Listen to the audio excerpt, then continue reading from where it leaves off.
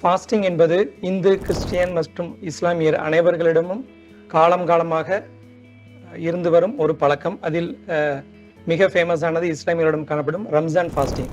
இந்த ஃபாஸ்டிங் என்பது சர்க்கரை நோய் நல்ல கட்டுப்பாட்டிற்குள் இருக்கும் பொழுது, குறிப்பாக HbA1c 7% கீழ் இருக்கும் பொழுது அது ஃபாஸ்டிங்கில் எந்த பிரச்சனைகளும் ஏற்பட வாய்ப்புகள் இல்லை. ஆனால் கட்டுப்படுத்தப்படாத சர்க்கரை நோய், குறிப்பாக HbA1c 9% அதிகமாக இருக்கும் பொழுது நாங்கள் மருத்துவர்கள் ஃபாஸ்டிங் வைத்துக்கொள்ள அறிவுறுத்த மாட்டோம்.